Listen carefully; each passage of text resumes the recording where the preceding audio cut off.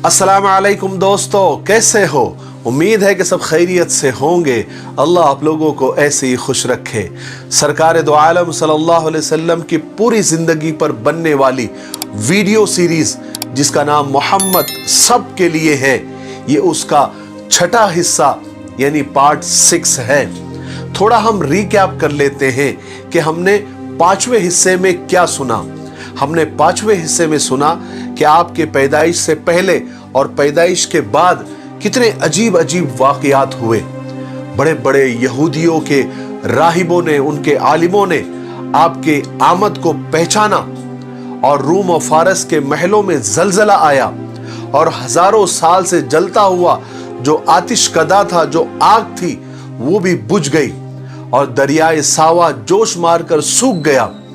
और आपके पैदाइश के वक्त, आपके जन्म के वक्त हजरत आमिना ने एक बहुत बड़ा नूर भी देखा और जो साथ में उस वक्त एक औरत थी, उसने देखा कि सितारे बिल्कुल जमीन पर झुके जा रहे हैं। और फिर हमने सुना कि दूध पिलाने के लिए हजरत हलीमा ने सरकार दो आलम सल्लल्लाहु अलैहि वसल्लम को लेकर अपने गांव, अपने घर लेकर गई जो देहात में जाया करते थे। वहां पर आप सल्लल्लाहु अलैहि वसल्लम की वजह से इतनी बरकतें नाजिल हुई और इतनी रहमतें नाजिल हुई कि जानवरों के थनों में दूध आ गया और हजरत हलीमा का सीना भी दूध से भर गया। उनकी जो ऊँटनी लागर थी, दुबली थी, वो ताकतवर हो गई और भागने लग गई।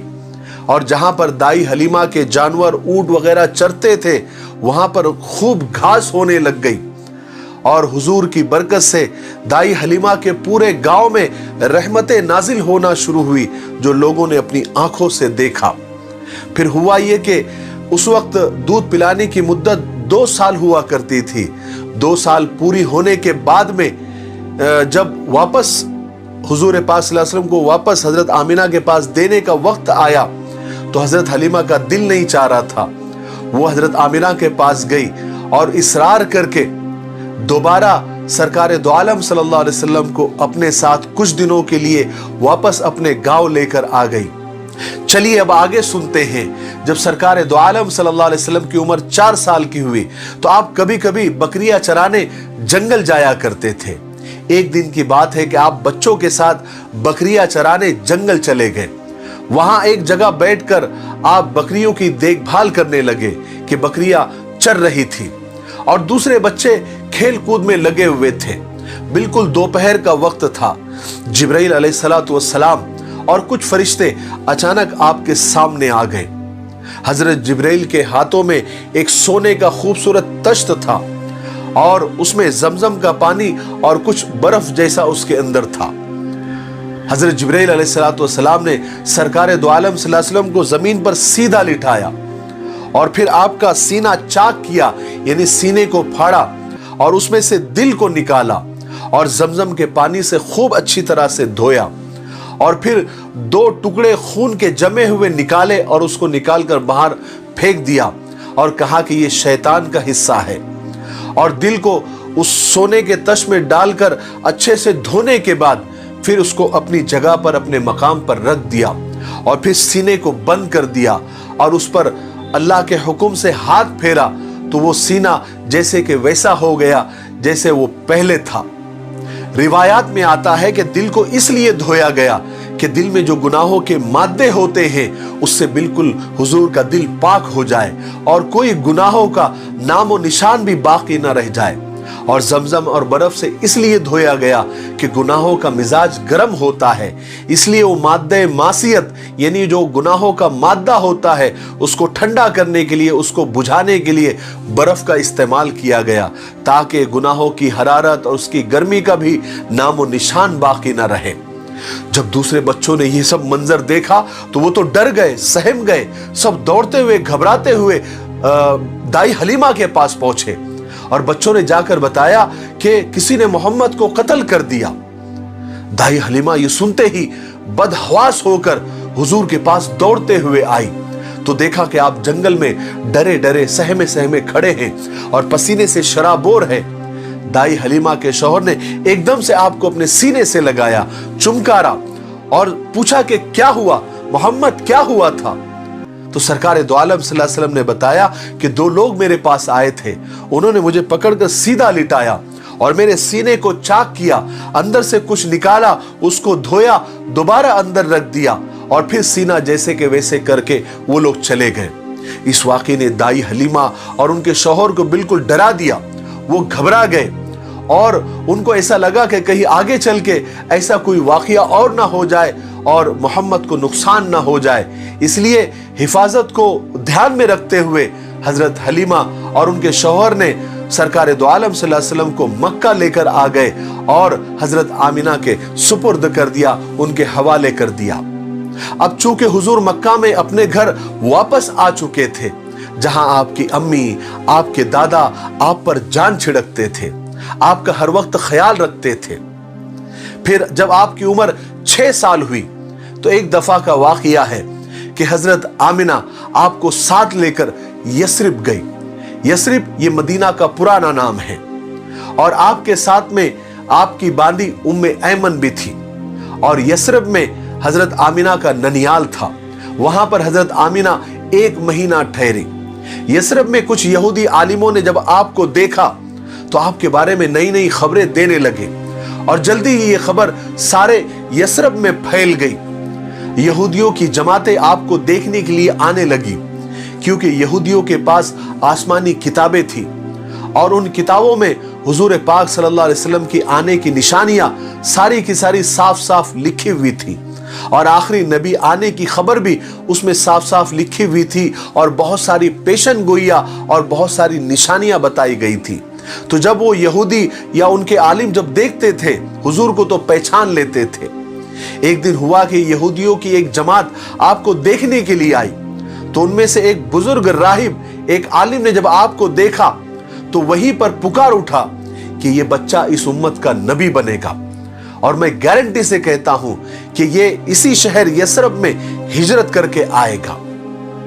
बहरहाल फिर 1 महीना ठहर कर बीबी आमिना यस्रब से मक्का के लिए रवाना हुई, मगर यस्रब से जब वो चलकर मकाम अबुआ पर पहुंची जहां पर उनके शौहर यानी सरकार दो आलम सल्लल्लाहु अलैहि वसल्लम के अब्बा जनाब अब्दुल्लाह की कब्र थी, तो वहां ठहर गई क्या ठहरना पड़ा। गमे मोहब्बत ने दामन पकड़ लिया और कहा कि शौहर की कब्र तो देखते जाओ, फिर पता नहीं देखना नसीब हो या ना हो।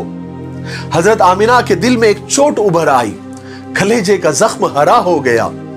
कुछ थकान, कुछ शिद्दत गम, कुछ मौसम का असर, बीबी आमिना बीमार हो गई और बीमारी बढ़ती चली गई।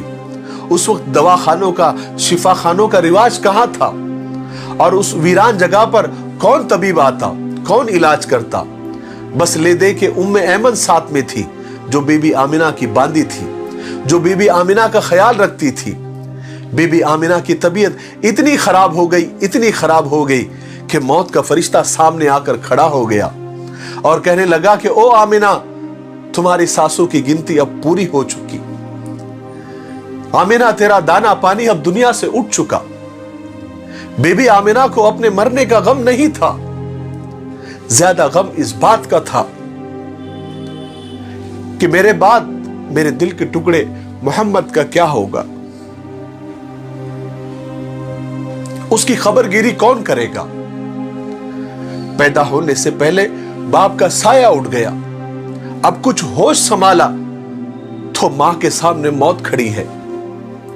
दुनिया में हर बच्चे को मां बाप का ही सहारा होता है, उन्हीं की शफकत के सहारे बच्चे परवान चढ़ते हैं।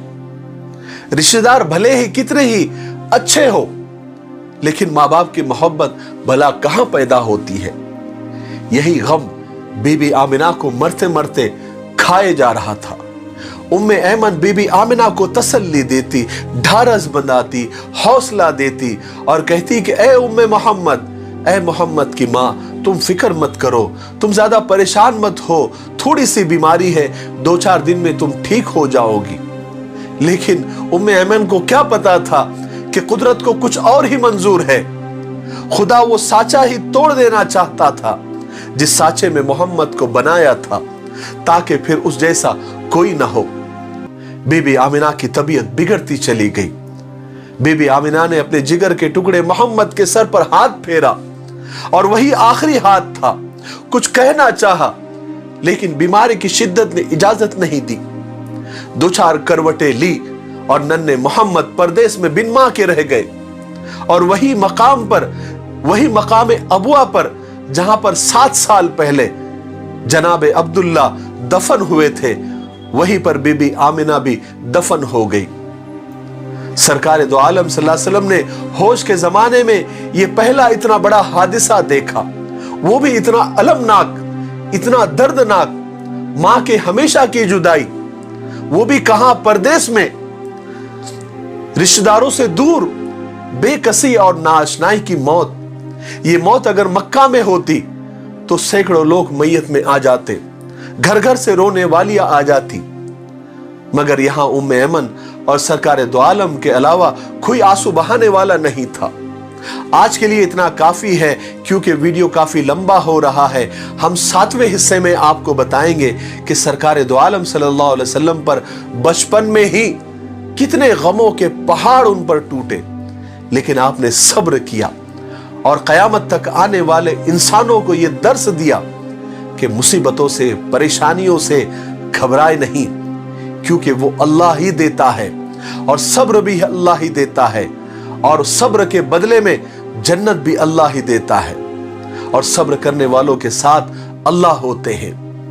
और इसके आगे के वाकयात हम 7वें हिस्से में आपको बताएंगे। तब तक आप थोड़ा सा इंतजार करें। तब तक मेरे लिए, पूरी उम्मत के लिए और पूरी इंसानियत के लिए खैर और भलाई की दुआ करते रहें। अस्सलामु अलैकुम व रहमतुल्लाहि व बरकातहू।